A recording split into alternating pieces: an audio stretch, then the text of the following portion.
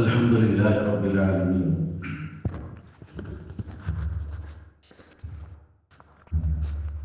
نحمده ونستعينه ونؤمن به ونتوكل عليه ونعوذ بالله من شرور أنفسنا ومن سيئات أعمالنا من يهده الله فلا مضل له ومن يضلل فلا هادي له أشهد أن لا إله إلا الله وحده لا شريك له وأشهد أن محمدا عبده ورسوله أرسله بالهدى ودين الحق ليظهره على الدين كله وكفى بالله شهيدا اللهم صل على محمد وعلى آل محمد كما صليت على إبراهيم وعلى آل إبراهيم إنك حميد مجيد أما بعد فإن خير الكلام كلام الله وخير الحديث كتاب الله وخير الهدي هدي محمد صلى الله عليه وسلم وشر الأمور محدثاتها وكل محدثة بدعة وكل بدعة ضلالة وكل ضلالة في النار يا أيها الذين آمنوا اتقوا الله حق تقاته ولا تموتن إلا وأنتم مسلمون ഏറ്റവും പ്രിയങ്കരായ സംസ്ഥാന ഭാരവാഹികളെ, പ്രിയപ്പെട്ട പള്ളിയുടെയും മണ്ഡലത്തിൻ്റെയും ശാഖയുടെയും UHLSന്റെ ഡ്രൈവിംഗ് സീറ്റിൽ ഇരിക്കുന്ന എൻ്റെ പ്രിയപ്പെട്ട സഹപ്രവർത്തകർ, അല്ലാഹു സുബ്ഹാനഹു വ തആല ഈ സംഗമത്തിൽ നിന്ന് ലഭിക്കാനുള്ള ഏറ്റവും ഉന്നതമായ റിസൾട്ടുകൾ ലഭ്യമാകുന്ന ഒരു സദസ്സാക്കി നമ്മിൽ നിന്നും ഇത് സ്വീകരിക്കുമാറാകട്ടെ. നമ്മൾ കണ്ട സ്വപ്നങ്ങളെ സാക്ഷാത്കരിക്കാൻ സാധ്യമാകുന്ന രൂപത്തിൽ അല്ലാഹു നമുക്ക് എല്ലാവർക്കും തൗഫീഖ് പ്രദാനം ചെയ്യുമാറാകട്ടെ. വളരെ ഒരു വേള മനസ്സ് നനയുന്ന രൂപത്തിലുള്ള ഒരു ചർച്ചയാണ് അൽഹംദുലില്ലാഹ് നമ്മൾ കൺക്ലൂഡ് ചെയ്ത് അടുത്തൊരു ഭാഗത്തേക്ക് നമ്മൾ പ്രവേശിക്കുന്നത്. ദീർഘമല്ലാത്ത ചില കാര്യങ്ങൾ നമ്മളൊക്കെ നമ്മുടെ സ്വർഗത്തിനു വേണ്ടി ഏറ്റെടുത്ത ഈ ഒരു QHLSന്റെ ഫീൽഡിൽ നമ്മൾ പരസ്പരം ഓർമ്മപ്പെടുത്തേണ്ട ചില കാര്യങ്ങൾ ശ്രദ്ധയിൽപ്പെടുത്താൻ ചുമതലപ്പെട്ട ഒരാൾ എന്നുള്ള നിലക്ക് ഒരു 5-6 കാര്യങ്ങൾ നിങ്ങളുടെ ശ്രദ്ധയിൽ കൊണ്ടുവരാനാണ് ഇൻഷാ അല്ലാഹ് ഉദ്ദേശിക്കുന്നത്. നമ്മൾ ആദ്യം മനസ്സിലാക്കേണ്ടത് അല്ലാഹുവിന്റെ റസൂൽ സല്ലല്ലാഹു അലൈഹി വസല്ലമ ദാറുൽ അർഖമിൽ നിന്ന് തുടങ്ങി വെച്ച ഖുർആൻ പഠന ക്ലാസ് 23 വർഷക്കാലം ഇപ്പുറം മദീനത്തെ വിത്തപ്പനകളാൽ നിറക്കപ്പെട്ട തെരുവീതികളിലൂടെ പോലും തുടർന്ന് അള്ളാന്റെ റസൂൽ ലോകത്ത് നിന്ന് വിട പറഞ്ഞതുവരെയുള്ള ഖുർആൻ പഠന ക്ലാസുകൾ ഒരു വേള നമ്മുടെ ഭാഷയിൽ പറഞ്ഞ QHLSകളെ നമ്മളൊന്ന് അടുത്തു നിന്ന് വീക്ഷിക്കേണ്ടതുണ്ട് എന്നാണ് ആമുഖമായി സൂചിപ്പിക്കാറുള്ളത്. നിങ്ങൾ ശ്രദ്ധിച്ചിട്ടുണ്ടോ എന്ന് എനിക്കറിയില്ല. അർഖം റളിയല്ലാഹുവിന്റെ വീട്ടിൽ നിന്നായിരുന്നു ഖുർആൻ പഠന ക്ലാസ് ആരംഭിക്കുന്നത്. പതിയെ പതിയെ ഓരോരുത്തരെ കുറച്ച് ദൂരെയുള്ള സാധാരണക്കാരനായ ആരാരും ശ്രദ്ധിക്കപ്പെടാത്ത അർഖം റളിയല്ലാഹുവിന്റെ വീട്ടിലേക്ക് ഷോളിൽ കയ്യുമിട്ട് സ്വഹാബികളിൽ പ്രഗത്ഭർ ആദ്യത്തെ ഇസ്ലാം സ്വീകരിച്ച ആളുകൾ പതിയെ പതിയെ ഓരോരുത്തരെ കൊണ്ടുവരുന്നത്. ശരിക്കും നമ്മൾ അങ്ങനെ ഒരു QHLSന്റെ പ്ലാറ്റ്ഫോമിൽ നിന്നുകൊണ്ട് അള്ളാഹുവിന്റെ റസൂലിന്റെ ചരിത്രം വായിക്കുമ്പോൾ നമുക്ക് ചില തിരിച്ചറിവുകൾ അവിടെ കിട്ടാനുണ്ട്. ഓരോരുത്തരെങ്ങനെ കൊണ്ടുവരികയാണ് അർഖം റളിയല്ലാഹുവിന്റെ വീട്ടിലേക്ക്. അവിടെ അങ്ങനെ പഠിപ്പിച്ചുകൊണ്ടിരിക്കുകയാണ്. അവിടെ നിന്നാണ് പിന്നെ അവരിങ്ങനെ നന്നായി ഇറങ്ങിപ്പോരുന്നത്. അടുത്ത ആളിലേക്ക് അത് കൈമാറ്റം ചെയ്യപ്പെടുന്നത്. ആ വട്ടത്തിൽ നിന്ന് വലിയ വട്ടത്തിലേക്കും പിന്നെ വട്ടത്തിന്റെ ഉള്ളിൽ കൊള്ളാൻ പറ്റാത്ത രൂപത്തിലേക്കും ഖുർആൻ പഠിതാക്കൾ പതിയെ പതിയെ വർദ്ധിച്ചു വരുന്നൊരു ചിത്രം നമുക്ക് ഇങ്ങനെ റസൂൽ സല്ലല്ലാഹു അലൈഹി വസല്ലം ഓരോ കൊല്ലം ഇങ്ങനെ കഴിഞ്ഞ് മദീന പലായനത്തിലേക്ക് അങ്ങനെ പോകുമ്പോൾ കാണാൻ സാധിക്കും. അതുകൊണ്ട് ആ ഒരു ചരിത്രം മനസ്സിൽ വെച്ചുകൊണ്ട് തന്നെയാവട്ടെ നമ്മുടെ QHLSന്റെ ഉള്ളിലെ ചർച്ചകളിലേക്ക് നമ്മൾ പ്രവേശിക്കേണ്ടത്. 6 കാര്യങ്ങളിൽ ആദ്യം എനിക്ക് സൂചിപ്പിക്കാനുള്ളത്, നമ്മൾ ഈ ഡ്രൈവിംഗ് സീറ്റിൽ ഞാനടക്കമുള്ള നമ്മൾ ഓരോരുത്തരും ഇരിക്കും. ഇരിക്കണമെന്നാണ്. QHLS-ന്റെ ഡ്രൈവിംഗ് സീറ്റിൽ നമ്മളൊന്ന് ഇരിക്കണം പൂർണ്ണമായിട്ട്. എപ്പോഴും ദായിമാരെ മാത്രം കിട്ടുമ്പോൾ പലപ്പോഴും ഞാൻ പറയാറുള്ള എന്റെ മനസ്സിലേക്ക് വരുന്ന എന്നെ വല്ലാതെ സ്വാധീനിച്ച ഒരു ചരിത്രമുണ്ട്. അത് റസൂൽ സല്ലല്ലാഹു അലൈഹി വസല്ലമയുടെ പ്രഗൽഭനായ സ്വഹാബി മുആദ് ബിൻ ജബൽ റളിയല്ലാഹുവിനെ കുറിച്ചാണ്. മുആദ് ബിൻ ജബൽ റളിയല്ലാഹുവിന്റെ ചരിത്രം വായിക്കുമ്പോൾ ഒരുപാട് വായിക്കാനുണ്ട് നമുക്ക്. അദ്ദേഹത്തെ കുറിച്ച് പക്വമതിയായ പണ്ഡിതനായ, ഒരു വേള റസൂലുള്ളാഹി സ്വല്ലല്ലാഹു അലൈഹി വസല്ലം മുഖവുരയില്ലാതെ സംസാരിക്കാൻ സ്വീകരിച്ച സ്വഹാബികളുടെ കൂട്ടത്തിൽ പ്രഗൽഭനായിരുന്നു മുആദ് ബിൻ ജബൽ റളിയല്ലാഹു അൻഹു. യാ മുആദ് വല്ലാഹി ഇന്നി ഉഹിബ്ബുക മുആദ്,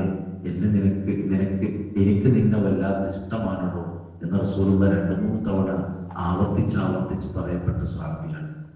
ആ സ്വഹാബിയെയാണ് റസൂൽ സല്ലല്ലാഹു അലൈഹി വസല്ലം യമനിലേക്ക് ദഅവത്തിന് വേണ്ടി തിരഞ്ഞെടുക്കുന്ന ഒരു ചിത്രം നമ്മൾ വായിച്ചിട്ടുള്ളത് ഹദീസ് ഗ്രന്ഥങ്ങളിൽ നിന്ന്.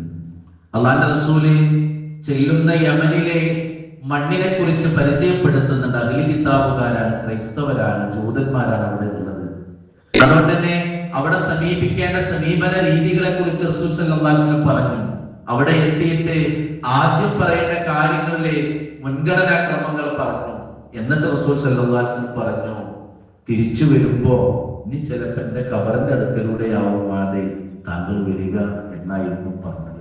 എന്ന് പറഞ്ഞാൽ ഇനി വരുമ്പോ ചിലപ്പോ എന്നെ കണ്ടോളന്നില്ല, എന്റെ ഖബറിന്റെ അടുത്തുകൂടെയാവാം നീ മുആദ് ഒരുപക്ഷെ വരുന്നത് എന്ന് റസൂൽ സല്ലല്ലാഹു അലൈഹി വസല്ലം പറഞ്ഞപ്പോ മുആദ് റളിയല്ലാഹു അൻഹു അത് ഉൾക്കൊള്ളാൻ കഴിഞ്ഞിട്ടില്ല. എന്നിട്ടും അദ്ദേഹം പോയി എന്നാണ് ചരിത്രം. നോക്കിങ്ങള്, അല്ലാഹുവിന്റെ റസൂലിനെ ഒരു ദിവസം പോലും കാണാൻ കഴിയാത്ത, ഒന്ന് ഇരിക്കാൻ കഴിയാത്ത ആളുകളായിരുന്നു സ്വഹാബികൾ. അതുകൊണ്ടാണ് സ്വഹാബികളെ ചരിത്രം വായിക്കുമ്പോ ഓരോരുത്തരൊക്കെ ഇങ്ങനെ മണ്ടിപ്പാഞ്ഞ് വന്ന് റസൂലുള്ളാഹിന്റെ മുമ്പിൽ ഇങ്ങനെ കതച്ചു നിൽക്കുമ്പോ എന്താ ചോദിക്കുമ്പോ നബിയെ, മരിച്ചു പോയാല് ഞങ്ങളൊക്കെ സ്വർഗത്തിൽ എത്തിയാലും നിങ്ങൾ ഉയരത്തിലാവുമല്ലോ, നമ്മളൊക്കെ താഴെയല്ല ഉണ്ടാവുക, നിങ്ങളെ കാണാൻ കഴിയില്ലല്ലോ എന്ന് പറഞ്ഞത് സ്വഹാബികൾ. അങ്ങനത്തെ സ്വഹാബികളാണ് ഇന്നെ കാണാൻ പറ്റൂല എന്ന് അറിഞ്ഞിട്ടും പോകാൻ പറഞ്ഞപ്പോ പോയത് ആ ഏൽപ്പിക്കപ്പെട്ട ഡ്യൂട്ടിയുടെ വലുപ്പായിരുന്നു പ്രിയപ്പെട്ടവരെ. അതുകൊണ്ട് നമ്മൾ ആദ്യം നമ്മളാൽ ഏൽപ്പിക്കപ്പെട്ട, നമുക്ക് ഏൽപ്പിക്കപ്പെട്ട QHLS-ന്റെ ഡ്രൈവിംഗ് സീറ്റിൽ നമ്മളാണ് ഇവിടെ ഡ്രൈവർ എന്നും നമ്മൾ ഇത് കൊണ്ടുപോയാലേ ഇത് മുന്നോട്ട് പോകുള്ളൂ എന്ന തിരിച്ചറിവും അതിനെ കുറച്ച് ത്യാഗം സഹിച്ചിട്ടാണെങ്കിലും ആ സീറ്റിലൊന്ന് ഉറച്ചിരിക്കാൻ, ചിലപ്പോ ചില ആൾക്കാര് ഒന്നുമേലെ ഇരിക്കുള്ളൂ, പക്ഷെ രണ്ടും പതിച്ച് അവിടെ നമ്മളണ്ട് ഇരിക്കേണ്ടതുണ്ട്. യഥാർത്ഥത്തിൽ അവിടെ പതിഞ്ഞിരിക്കേണ്ടവര് നമ്മളാണ്. ആ ഒരു ഉറച്ച ഇരുത്തമാണ് ബാക്കിയുള്ളവരെ നമ്മുടെ പിന്നിൽ ഇരുത്താൻ നമുക്ക് പ്രേരണ നൽകുന്നത് എന്നുള്ളത് കൊണ്ട് തന്നെ ഒന്നാമതായി എനിക്ക് നിങ്ങളോട് പറയാനുള്ളത്, നമ്മൾ അവിടെ ഒന്ന് ഉറച്ചിരിക്കുക. കാരണം ആരാ ചോദിച്ചാൽ മൂപ്പരാതിന്റെ ആള് എന്ന് നാട്ടുകാർ പറയണം. അവിടുത്തെ ഖുർആൻ സ്റ്റഡി സെന്ററിലെ ഖുർആൻ ഹദീസ് ലേണിംഗ് സ്കൂളിലെ പഠിതാക്കൾ പറയുന്ന ആരാതിന്റെ ആള് മൂപ്പരാണ്. ആരാ മണ്ഡലത്തിന്റെ ആള് അത് മൂപ്പരാണ്. ഈ ശാഖന്റെ QHLS കൊണ്ടുനടക്കുന്ന ആരാ മൂപ്പരാണ് എന്ന് പറയുന്ന രൂപത്തിലേക്ക് ഇനിയുള്ള 1.5 കൊല്ലം, ഒരു 2 കൊല്ലത്തിന്റെ അടുത്തല്ലേ പ്രിയപ്പെട്ടവരെ ഈ ടേമുള്ളൂ. ഈ ടേമിൽ നമ്മളത് ഉറച്ചിരിക്കുന്ന ഒരു അവസ്ഥ ഉണ്ടാവണം. നമ്മളാണ് QHLS-ന്റെ ആള് എന്ന് പറയാൻ വേണ്ടിയിട്ടല്ല, പക്ഷെ അത് നാട്ടുകാർ പറയും നമ്മളെന്താ സീറ്റിൽ ഇരുന്ന. രണ്ടാമത് എന്താണെന്നറിയോ പ്രിയപ്പെട്ടവരെ, സ്വപ്നം കാണാൻ കഴിയണം നമുക്ക്. നോക്കിങ്ങള്, ഇപ്പൊ ഇവിടെ ഇങ്ങനെ നമ്മൾ ആ സംസാരങ്ങൾ ഇങ്ങനെ നടത്തുമ്പോൾ എനിക്ക് തോന്നിയൊരു സംഗതി, സ്വപ്നം കാണണം. റസൂൽ സല്ലല്ലാഹു അലൈഹി വസല്ലം സ്വപ്നമായിരുന്നു പ്രിയപ്പെട്ടവരെ, രണ്ടാലൊരു ഉമറിനെ കൊണ്ട് പഠിച്ചവനെ ഇതൊന്ന് ദീനിനെ ശക്തിപ്പെടുത്തിക്കൊണ്ടാണ്. കാരണം രണ്ടിൽ ഒരാൾ വന്നാൽ ഇത് കുറച്ച് ശക്തിപ്പെടും എന്ന് അല്ലാഹുവിന്റെ റസൂൽ സ്വപ്നം കാണാൻ. നോക്കിങ്ങള്, ഓരോരുത്തരെയും ടാർഗറ്റ് ചെയ്യാണ്, എന്നിട്ട് അല്ലാഹുവിന്റെ റസൂൽ സ്വപ്നം കാണാണ്, എന്നിട്ട് റസൂൽ സല്ലല്ലാഹു അലൈഹി വസല്ലം അത് നടപ്പിലാക്കാൻ വേണ്ടി അല്ലാഹുവോട് പ്രാർത്ഥിക്കുകയാണ്. ഉമർ റളിയല്ലാഹു അൻഹു വന്നപ്പോ എന്തായിരുന്നു വൈബ് പ്രിയപ്പെട്ടവരെ? നോക്കിങ്ങള്, അതുവരെ കഅബന്റെ ചാരത്ത് പോയി ലാ ഇലാഹ ഇല്ലല്ലാഹ് പറയാൻ കഴിയാത്ത ദുരന്തം മാറുന്നത് എപ്പോഴാണെന്നറിയാം? ഉമർ റളിയല്ലാഹു അൻഹു അൻസാറുകളുടെ വരുമ്പോഴാണ്. ഓലക്കന് മുന്നിൽ നിന്നിട്ട് റസൂലേ നമ്മളല്ലേ സത്യത്തില്, ആ ഉമറെ നമ്മളെ സത്യത്തില്, ഓലല്ലേ ബാത്തില്, അവരെന്നെ ബാത്തില്, എന്നാ പിന്നെ എന്തിനാ നബി ഇങ്ങോട്ട് പോയി എന്നാണ്. നോക്കിങ്ങള്, ചില ആൾക്കാര് നമ്മുടെ ഖുർആൻ പഠന ക്ലാസ്സിലേക്ക് വന്നാൽ കുറച്ച് കൂടുതൽ ആൾക്കാർ അയാളെ മുഖേന വരാൻ സാധ്യതയുണ്ട്. നമ്മുടെ വിങ്ങിന്റെ തലപ്പിലേക്ക് ഓനെ പറ്റും. അതുകൊണ്ട് ഓനെ നമ്മളൊന്ന് സ്വപ്നം കാണണം, അള്ളാഹുവിനോട് പ്രാർത്ഥിക്കണം. പ്രിയപ്പെട്ടവരെ, നമ്മുടെ ഈ ടേം കഴിഞ്ഞ് അടുത്ത ടേമിലേക്ക് കൈമാറ്റം ചെയ്യുമ്പോൾ എന്റെ മണ്ഡലത്തിൽ, എന്റെ ശാഖയിൽ എത്ര സെന്ററുകൾ ഉണ്ടാവും നമ്മൾ സ്വപ്നം കണ്ടിട്ടുണ്ടോ? ഇല്ലെങ്കിൽ പ്രിയപ്പെട്ട ഈ ശില്പശാല നമുക്ക് സ്വപ്നം കാണാനുള്ളത്. നമ്മളൊരു എണ്ണം നമ്മുടെ മനസ്സിൽ കാണണം. എന്റെ മണ്ഡലത്തിൽ 8 ശാഖയുണ്ട്, 6 ശാഖയുണ്ട്, അത് 4 നടക്കുന്നുള്ളൂ. അല്ല, 8 ഓരോന്നുണ്ടാവണം. ചില ശാഖകളിൽ 2 സ്കോപ്പ് ഉണ്ട്, ചിലടത്ത് 3, ചിലടത്ത് ആണുങ്ങൾക്കും പെണ്ണുങ്ങൾക്കും വേറെ ആക്കാം. പ്രിയപ്പെട്ടവർ, ഇത് നമ്മളല്ലാതെ വേറെ ആരാ സ്വപ്നം കാണുക? എന്റെ മണ്ഡലത്തിൽ, എന്റെ ശാഖയിലെ സെന്ററിൽ, ആ സെന്ററിനെ കുറിച്ച് നമുക്ക് സ്വപ്നം വേണം. ഇപ്പൊ എന്താന്ന് വെച്ചാൽ നിലത്തൊക്കെ ചെരുപ്പ് ഊരിയിട്ട കാലും മണ്ണ് വരും. ചെരുപ്പിട്ടിട്ട എല്ലാവരും വരുന്നത്. ചെരുപ്പൊക്കെ ഊരി ക്ലാസ്സിൽ കയറി കുറച്ചൊക്കെ ഒന്ന് പിന്നെ വേറെ ചൂടോ ശല്യങ്ങളൊന്നും ഇല്ലാതെ ഇരിക്കാൻ പറ്റിയ, വേറെ ശ്രദ്ധയൊന്നും കൊണ്ടുപോകുന്ന ഒച്ചപ്പാടുകളൊന്നും ഇല്ലാത്ത ഒരു സെന്റർ നമുക്ക് എന്തുകൊണ്ട് സ്വപ്നം കണ്ടുകൂടാ? അവിടെ വരുന്ന 10ഉം 300ഉം പഠിതാക്കളെ നമുക്ക് എന്തുകൊണ്ട് സ്വപ്നം കണ്ടുകൂടാ? ആ വന്ന പഠിതാക്കളിൽ നിന്ന് നാട്ടിലെ അറിയപ്പെട്ട രാഷ്ട്രീയക്കാർ വളർന്നു വരുന്ന നമുക്ക് എന്തുകൊണ്ട് സ്വപ്നം കണ്ടുകൂടാ? ആ QHL സെന്ററിലെ പഠിതാക്കളിലൂടെ നാട്ടിലെ ചെറിയ ചെറിയ ഇസ്ലാമിക സംവിധാനങ്ങളും വിദ്യാഭ്യാസ സ്ഥാപനങ്ങളും മുളപൊട്ടുന്നത് നമുക്ക് എന്തുകൊണ്ട് സ്വപ്നം കണ്ടുകൂടാ? നമ്മളല്ലാതെ ഇതിനെക്കുറിച്ച് ആരെ സ്വപ്നം കാണുക? 1.5 ഏക്കർ കിട്ടിയ കഥ ഇവിടെ പറഞ്ഞു. നല്ല പ്രിയപ്പെട്ടവരെ, സ്വപ്നം ഉണ്ടായിരിക്കാം അതിന്റെ പിന്നിൽ. സ്വപ്നങ്ങൾ കണ്ടാൽ അള്ളാഹു സുബ്ഹാനഹു വതആല തിരിച്ചു തരും. അതുകൊണ്ട് രണ്ടാമത് എനിക്ക് പറയാനുള്ളത്, നമ്മളൊന്ന് സ്വപ്നം കാണണം. ഇനി ഈ ടേം കഴിയുമ്പോൾ എത്ര സെന്റർ വേണമെന്നുള്ളതെങ്കിലും മിനിമം നമ്മുടെ മനസ്സിൽ സ്വപ്നം വേണം. ഓരോ ശാഖയിലും എന്തുകൊണ്ട് തുടങ്ങിക്കൂടാ? അതുകൊണ്ട് ആ വിഷയത്തിൽ അത് കുറച്ച് വൈഡായിട്ട്, കാരണം സ്വപ്നം കാണാനൊക്കെ കൂലില്ല പ്രിയപ്പെട്ടത്, അതിന് ചെലവില്ലല്ലോ, അധ്വാനമില്ല, പിന്നെ നമുക്ക് സമയ ചെലവില്ല, സാമ്പത്തിക ചെലവ്. സ്വപ്നം കാണാൻ പറ്റുന്നില്ലല്ലോ. നമ്മളൊന്ന് കാണാൻ, ആ സ്വപ്നത്തിന് അള്ളാൻ എടുക്കുന്ന കൂലിട്ടുമല്ലോ. അതുകൊണ്ട് നമ്മളൊന്ന് ഖുർആൻ സെന്ററുകളെ കുറിച്ച്, ഖുർആൻ ഹദീസ് ലേണിംഗ് സെന്ററുകളെ കുറിച്ച്, സ്കൂളുകളെ കുറിച്ച് നമ്മളൊന്ന് സ്വപ്നം കാണുക. അവിടേക്ക് വരുന്ന പഠിതാക്കളുടെ എണ്ണം നമ്മളൊന്ന് സ്വപ്നം കാണുക. മൂന്നാമത്തേത് എന്താന്ന് വെച്ചാൽ, നമ്മളെ ഇത് കൊണ്ട് നടക്കുന്ന ഒരു ടീം, അതിനാണ് നമ്മൾ വിന്നെന്ന് പറയാം. ജില്ലയിൽ നമുക്ക് വിന്നുണ്ട്, മണ്ഡലത്തിൽ വിന്നുണ്ട്, ശാഖയിൽ ചിലപ്പോൾ നമ്മൾ ആരെങ്കിലും ഒരാളാവുന്ന കൊണ്ട് നടക്കുന്നുണ്ടാവാം. അവിടെയും നമുക്ക് ഒരു വിങ് എന്നുള്ള രൂപത്തിൽ അല്ലെങ്കിൽ കൂടി അവിടുത്തെ ചില പണികളെ നമുക്ക് എന്ത് ചെയ്യേണ്ടതുണ്ട്? ഡിവൈഡ് ചെയ്ത് പോകേണ്ടത്. ഞായറാഴ്ച ഖുർആൻ ക്ലാസ് ആണെങ്കിൽ ഒരു 25 ആൾ വരുന്ന ഖുർആൻ ക്ലാസ് ആണെങ്കിൽ 5 ആളുകളെ വീതം ഡിവൈഡ് ചെയ്ത് കൊടുത്ത് ഒരു 5 ആള് പോളിയാൻ നമുക്ക് അവിടെ വേണം. എത്ര ആളില്ലെങ്കിൽ നമുക്ക് എണ്ണം കൂട്ടിയിട്ട് പക്ഷെ എന്നാലും നമ്മൾ പണിയെടുക്കുന്നതോടൊപ്പം ഖുർആൻ ഹദീസ് ലേണിംഗ് സ്കൂളിലെ തലയിലേറ്റി പണിയെടുക്കുന്ന, അതിനുവേണ്ടി വിളിക്കുന്ന, അവിടെ മദ്രസയാണ്, രാവിലെ മദ്രസയാണ്, വൈകുന്നേരം ബെഞ്ചും ഡെസ്കും പിടിച്ചിടണം, അതിലൊരു ടീം. എല്ലാറ്റിനും നമ്മൾ മണ്ടിപ്പായതിന് പകരം നമുക്കും കൂലി കിട്ടുന്ന വേറൊരു ടീം അവിടെ നിന്ന് വളർന്നു വരുന്ന രൂപത്തിലുള്ള ഒരു ഇടപെടൽ ഉണ്ടാവും. നമുക്കറിയാം, ഇബ്നു മസ്ഊദ് റളിയല്ലാഹു അൻഹു അദ്ദേഹത്തിന്റെ ചരിത്രബോധത്തിൽ നിന്ന് പറയുന്ന ഒരു വാചകമുണ്ട്, അഫ്റസുൻ നാസി സലാസ. കുറച്ചാൾക്കാരെ കണ്ണൊന്നും അറിയുന്നുണ്ട്. ഞാൻ പറഞ്ഞ മോശം പോലെ കൂട്ടത്തിൽ ജൂനിയർ ഞാനൊക്കെ ഞാൻ പറഞ്ഞവര് തന്നെ എല്ലാവരും നീച്ചിന നന്നായി സ്ഥലപ്പെടുന്നു പറഞ്ഞു. ഞാൻ പറഞ്ഞേല്ല.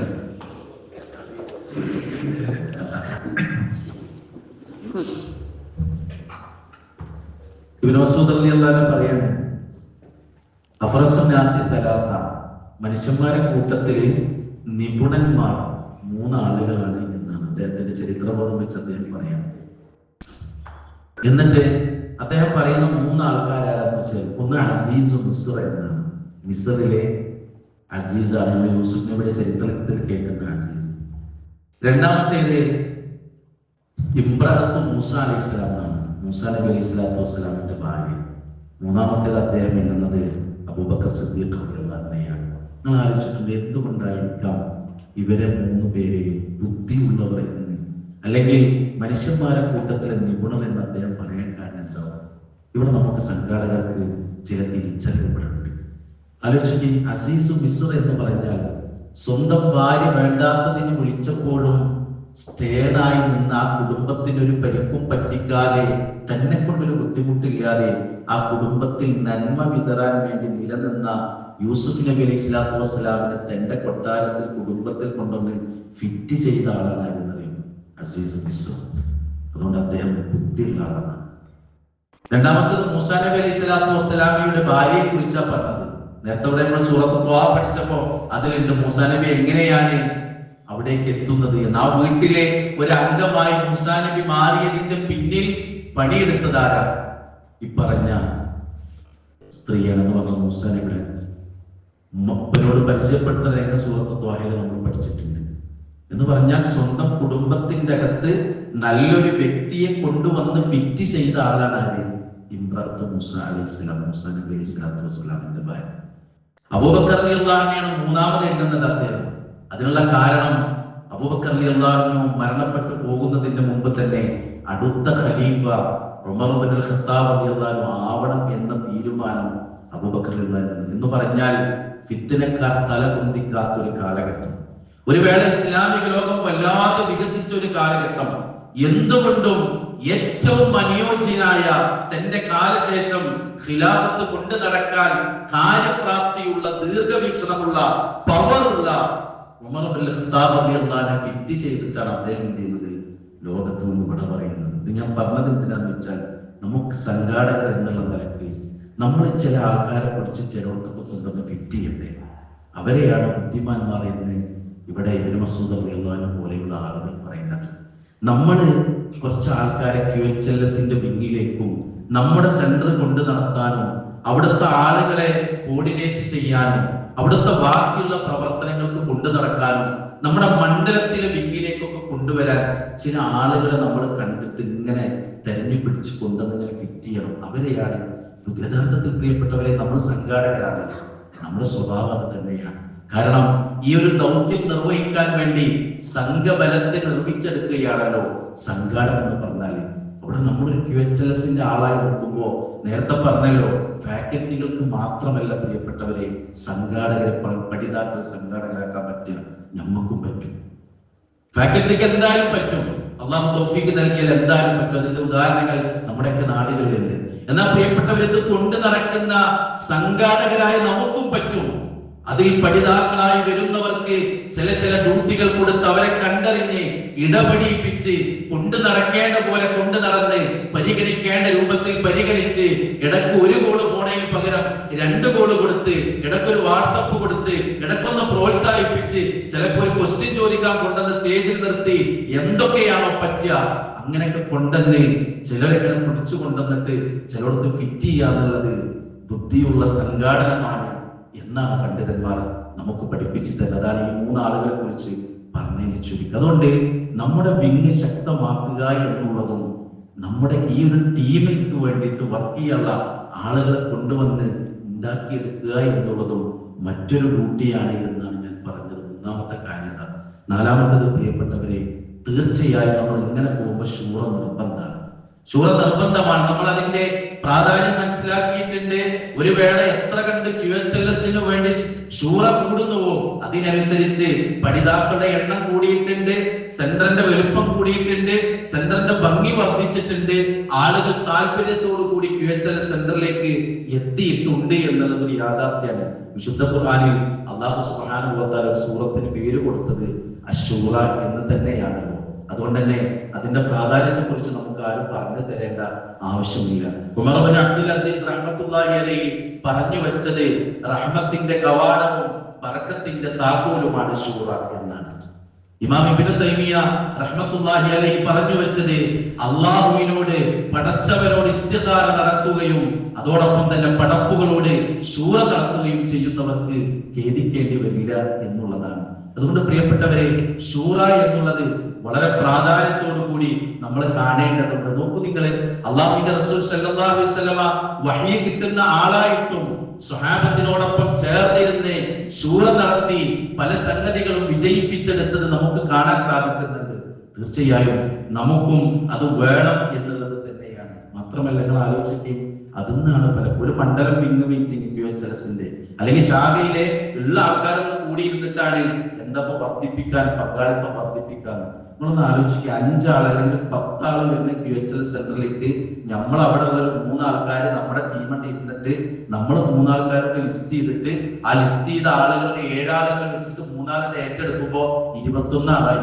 ഈ 21 ആളുകൾ വിളിക്കുമ്പോൾ ചിലപ്പോൾ 1-2 ആളെ മിസ്സായാൽ 19 ആളായി. എന്ന് പറഞ്ഞാൽ 10ൽ നിന്നും 19ലേക്ക് നമ്മൾ എന്ത് ചെയ്യണം, ഉയർന്നു വരുന്നത്. അത് ഒരാൾ പണിയെടുക്കുമ്പോൾ ചിലപ്പോൾ 10 പേരിലാവും.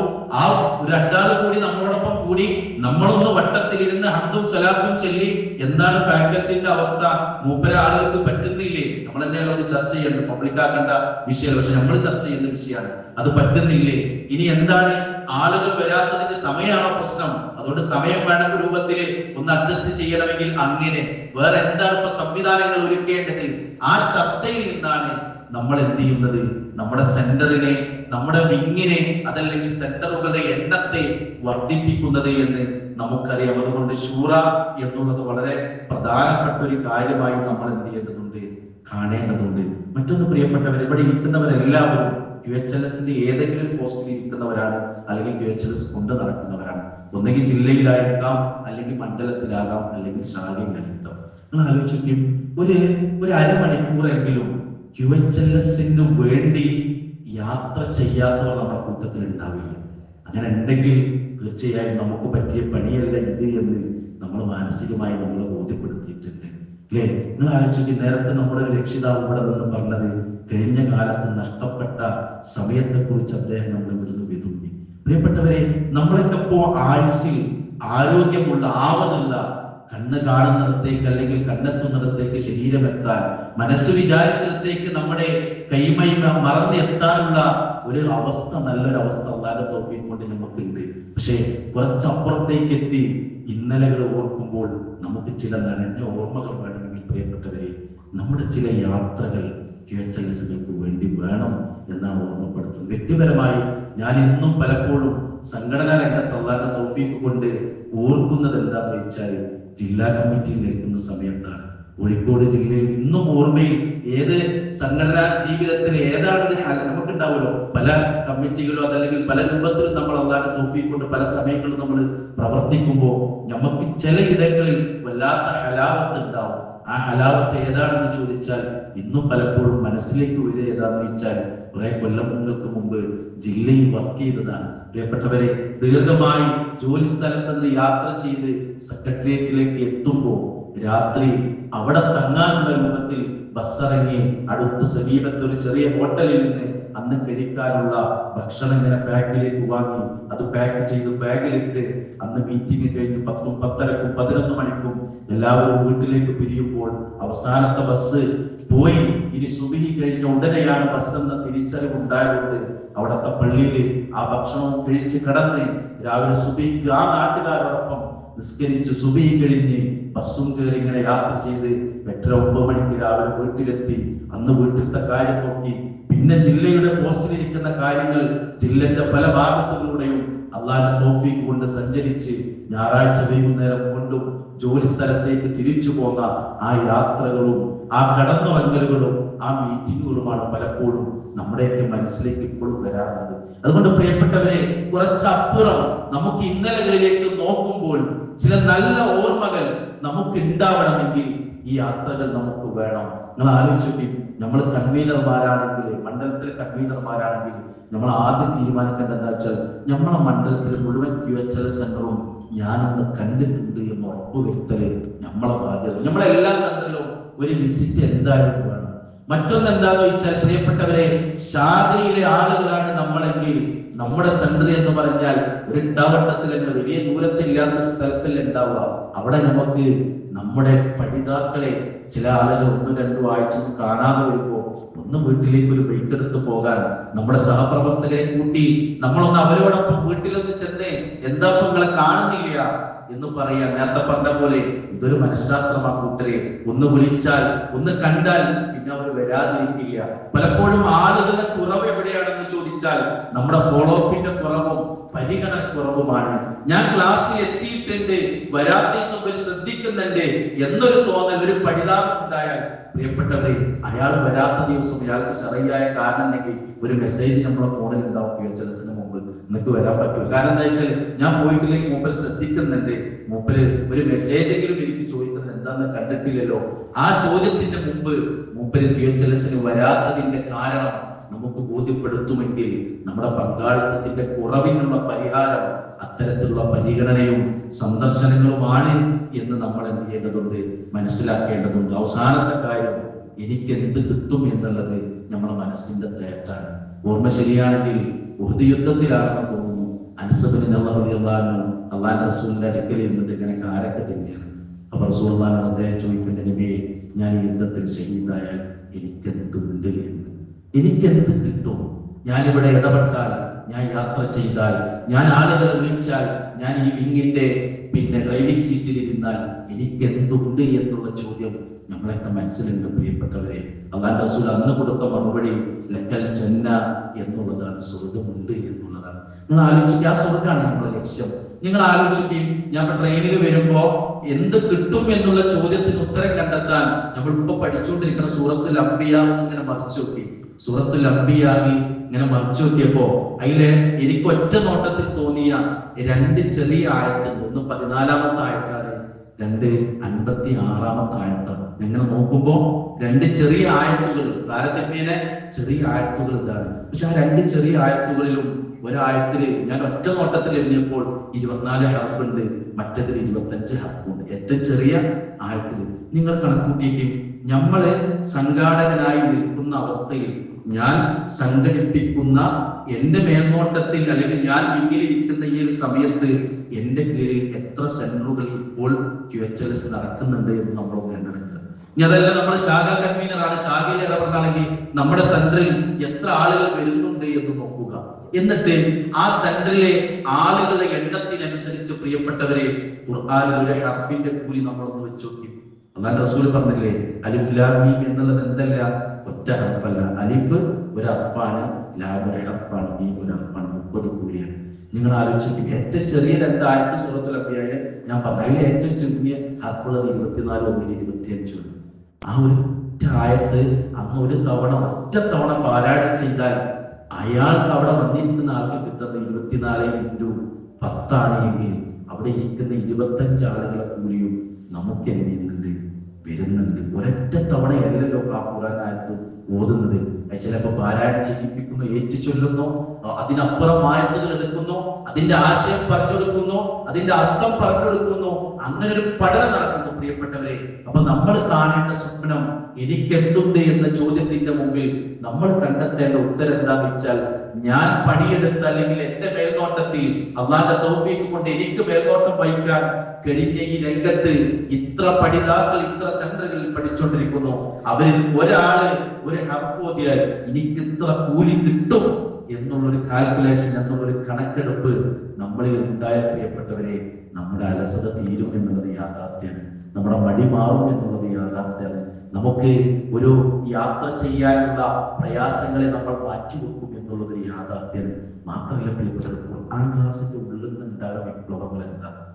നമ്മൾ ഓരോരുത്തരും നാട്ടിൽ നടന്ന വിപ്ലവങ്ങളെ കുറിച്ച് പറയാൻ പറഞ്ഞാൽ ഖുർആൻ ക്ലാസിന്റെ ഉള്ളിൽ നിന്നുണ്ടായ വിപ്ലവങ്ങളെ കുറിച്ച് നമുക്ക് പറയാൻ പറ്റും. ഞാനൊന്ന് ഓർക്കുന്നു, ഞങ്ങളുടെ നാട്ടിൽ നിന്ന് പാലക്കാട് മണ്ഡലത്തിൽ ഒരു ദിവസം രാവിലെ സുബഹി നിസ്കാരത്തിന് ശേഷം അവിടുത്തെ QHLSലൊക്കെ ഇടപെടുന്ന ഞങ്ങളൊരു പ്രവർത്തകൻ വിളിച്ചു.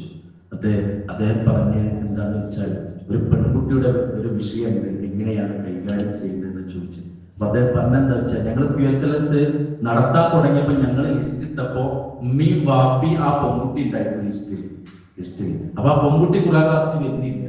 അപ്പൊ ഞങ്ങൾ വാപ്പിയും വരുമ്പോ ചോദിക്കും, എന്താ നിങ്ങൾ ഓളെ കണ്ടോ, ഡിഗ്രിക്ക് എന്തിനും പഠിക്കുന്ന പെൺകുട്ടിയാണ്. അപ്പൊ വാപ്പിയും പറയോട് കുറച്ച് ദൂരത്താണ്, ട്രെയിനിലൊക്കെ പോയിട്ട് ക്ലാസ്സൊക്കെ കഴിഞ്ഞ് വരുമ്പോഴത്തേനും സമയം കുറച്ച് വീഴും, പിന്നെ ഇങ്ങോട്ട് വരുമ്പോഴത്തേനും ഭയങ്കര ടയേർഡാവുന്നുണ്ട്, അതുകൊണ്ടാണ് വരാത്തത്. എന്നിട്ട് അദ്ദേഹം പറഞ്ഞെന്താന്ന് വെച്ചാൽ, പിന്നെ നമ്മളിങ്ങനെ വരാത്തോണ്ട് നമ്മളെ ലിസ്റ്റിൽ എന്ത് ചെയ്തു, ആ കുട്ടി പോയി. പക്ഷെ കുറെ കാലത്തിന് ശേഷം ഇന്ന് ആ കുട്ടി വേറൊരു അമുസ്ലിമുമായി ഒരു ബന്ധമുണ്ട്, അതെങ്ങനെയെങ്കിലും ഒന്ന് ഒതുക്കി തീർക്കാൻ പറ്റുമെന്ന് വെച്ചിട്ട് ആ വാപ്പിയും നമ്മളെ വിളിച്ചിട്ടുണ്ട് എന്നാണ്. ആലോചിക്കും, വീട്ടിന്റെ അകത്ത് ചില വിപ്ലവങ്ങൾ നമ്മുടെ ഖുർആൻ ക്ലാസ്സുകൾ ഉണ്ടാക്കിയെടുക്കുന്നുണ്ട്. ആ ഉണ്ടാക്കിയെടുക്കുന്നതിനൊക്കെ കൂലി പ്രിയപ്പെട്ടവരെ നമുക്ക് ഇവിടുന്ന് കാണാൻ കഴിയാത്തതാണ്. ഇതിന്റെ ഒന്നും റിസൾട്ട് നമുക്ക് ഇവിടുന്ന് കാണാൻ കഴിയില്ല. കാണാൻ കഴിഞ്ഞിരുന്നു ഒരു പക്ഷേ, അതുകൊണ്ടുള്ള സന്തോഷം കൊണ്ട് നമ്മളെ കൂലി ഇവിടുന്ന് നഷ്ടപ്പെട്ടു. പക്ഷെ അല്ലാഹ് ഇത് നമുക്ക് വേണ്ടി മാറ്റി വെച്ചിട്ടുണ്ട്. ഞാൻ എന്നും ഖുർആൻ ക്ലാസ് എടുക്കുന്ന ഒരു ക്ലാസ്സിൽ നിന്ന് അവിടുന്ന് എന്നും പങ്കെടുക്കുന്ന ഒരു ഭർത്താവ് വന്നിട്ട് പറഞ്ഞു, കുറെ കാലമായിട്ട് എന്റെ പെണ്ണുങ്ങൾ ഇതിനൊന്നും വരുന്നൊന്നുമില്ല, പക്ഷെ ഇപ്പോ നമ്മളെ സെന്ററിൽ ഖുർആൻ ക്ലാസ് തുടങ്ങിയപ്പോ എന്നും വരുന്നു. ഇപ്പോൾ ഒരാഴ്ച പോലും മിസ്സാവില്ല. വീട്ടിൽ അന്നെന്തെങ്കിലും വേറെ വരുന്നെങ്കിൽ ഖുർആൻ ക്ലാസ് പറഞ്ഞിട്ട് ആ തിരക്കൊക്കെ മാറ്റി വെച്ച് വേറെ ദിവസത്തേക്ക് അത് മാറ്റി വെക്കുന്നുണ്ട് എന്നുള്ളതാണ്. എന്ന് പറഞ്ഞാൽ ആ കുടുംബത്തിന്റെ അകത്ത് ഭർത്താവിനുണ്ടായിരുന്ന അസ്വസ്ഥത ഭാര്യയായിരുന്നെങ്കിൽ അതവിടെ തീർന്നു കിട്ടിയിരിക്കുന്നു ഖുർആൻ കൊണ്ടുവന്നാണ്. വേറെ ഒരാൾ പറഞ്ഞത്, ഞാൻ പറഞ്ഞു നിങ്ങളൊക്കെ മക്കളുടെ മുഷ്ടി കൊണ്ടേ നിങ്ങളെ പെണ്ണുങ്ങളൊക്കെ വല്ലാതെ ഇടങ്ങേറാവുണ്ടാവും പറഞ്ഞപ്പോൾ ഒരു ഭർത്താവ് പറഞ്ഞത് പണ്ട് അങ്ങനെ ഉണ്ടായിരുന്നു, പക്ഷെ ഇപ്പൊ ഓളിന്റെ വീട്ടിൽ രാജ്ഞിയാണ്, കാരണം ഞാനൊരു പഠിതാവാണ്. അതുകൊണ്ട് പ്രിയപ്പെട്ടവരെ, നമ്മൾ കാണാത്ത കുറെ പ്രതിഫലങ്ങൾ എന്തുണ്ട്, ഇതിനപ്പുറത്തേക്ക് നമുക്ക് കിട്ടാനുണ്ട് അല്ലേ? എല്ലാവരാലും ഫിറാഖ് സംഭവിച്ച് ഇത് തന്റെ ഫിറാഖാണെന്ന് മനസ്സിലാക്കി ഖബർ കൊണ്ടുപോയാക്കി എല്ലാവരും തിരിച്ചു പോരുമ്പോൾ, മൂടുകല്ലിന്റെ താഴെ ആ ഇരുട്ടറയിൽ ഒറ്റക്കാവുമ്പോൾ അവിടെ വരുന്ന ചോദ്യങ്ങൾക്ക് മുമ്പിൽ ആരാണ് നിന്റെ ഇമാമ്, ഏതാണ് നിന്റെ ഇമാം എന്ന് ചോദിക്കുമ്പോൾ ഖുർആനി ഇമാമി അൽ ഖുർആൻ, എന്റെ ഇമാം ഖുർആനാണ് എന്ന ഉത്തരം കണ്ടെത്തുന്ന വാക്കിലാണ് നമ്മളുള്ളത്. ഇതിൽ കോംപ്രമൈസ് ചെയ്തുകൂടാ എന്ന് നമ്മൾ അറിയുക. അല്ലാഹു അനുഗ്രഹിക്കുമാറാകട്ടെ. റബ്ബന തഖബ്ബൽ മിന്നാ ഇന്നക അൻതസ് സമീഉൽ അലീം വതുബ് അലൈനാ ഇന്നക അൻതത് തവ്വാബുർ റഹീം. അസ്സലാമു അലൈക്കും വറഹ്മത്തുള്ളാഹി വബറകാതുഹു.